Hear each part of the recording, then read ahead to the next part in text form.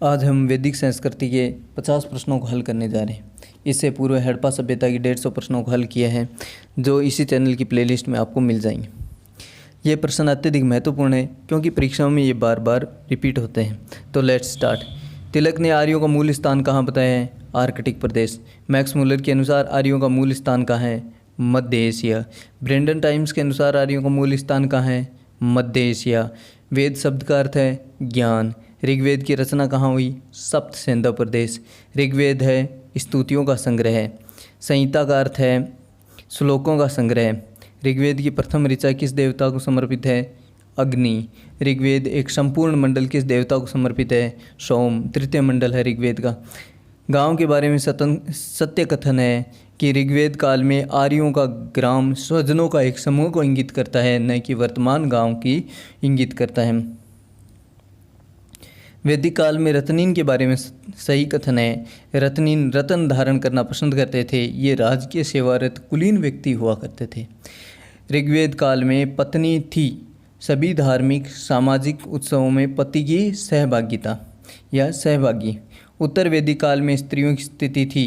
उन्हें संपत्ति का अधिकार नहीं था, उन्हें उपनयन का अधिकार नहीं था और वह राजनीतिक के सारे अधिकार खो चुकी थी। मैं कवि हूँ, मेरे पिता विशग हैं, मेरी माता अन्न पीसती है। यह उदाहरण कहाँ उल्लेखित है? ऋग्वेद में। समाज के चतुर्वर्ण व्यवस्था का प्रथम स्पष्ट उदाहरण कहाँ मिलता है? ऋग्वेद के 10वें मंडल के पुरुष सूक्त में मिलता है। वर्ण व्यवस्था की उत्पत्ति के प्रथम संकेत कहाँ मिलते हैं? ऋग्वेद में। ये 10वें मंडल में ही है। ऋग्वेद में अन्य व्रत शब्द किन के लिए प्रयोग किया गया है? दस्युओं के लिए।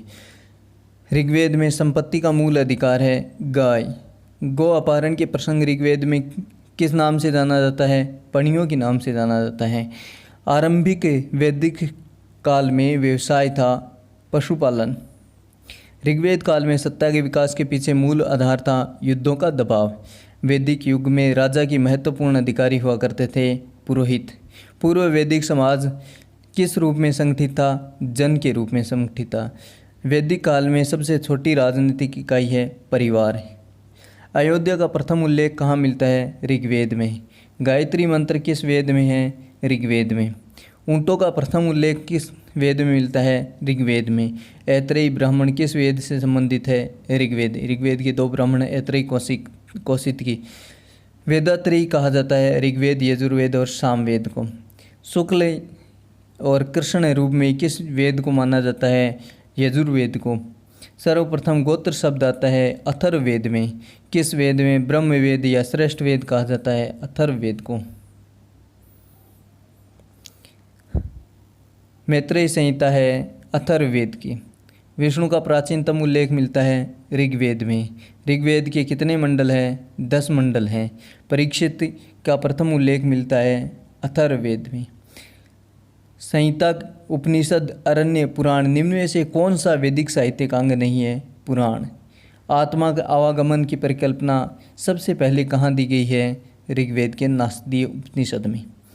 ऋग्वेद का अनुवाद कौन सी टीका सहायक है? तो सायण की, या फिर सायण जो विजयनगर के कवि हैं उनकी टीका सहायक है। ऋग्वेद में उनकी सूक्तों की संख्या है 1028। किस वेद को ब्रह्मवेद कहा जाता है? अथर्ववेद। राजसूय यज्ञ का अनुष्ठान किस वेद में किया जाता है? यजुर्वेद में। वह वेद जो गद्य तथा पद्य दोनों में लिखित है, यजुर्वेद। अंग राज्य का सबसे पहला उल्लेख मिलता है अथर्ववेद में। सामवेद है मंत्रों का वेद। ऋग्वेद के लोगों द्वारा इंद्र का आह्वान किया जाता है भौतिक सुख एवं विजय के लिए। ऋग्वेद में सर्वाधिक लोकप्रिय छंद है गायत्री मंत्र। ऋग्वेद में सीता का अर्थ है हल की रेखा। ऋग्वेदिक संस्कृति की विशेषता है ग्रामीण, पशुचारणी एवं राजतंत्री। ऋग्वेद के किस देवता के रथ को बकरे खींचते हैं? पूषण।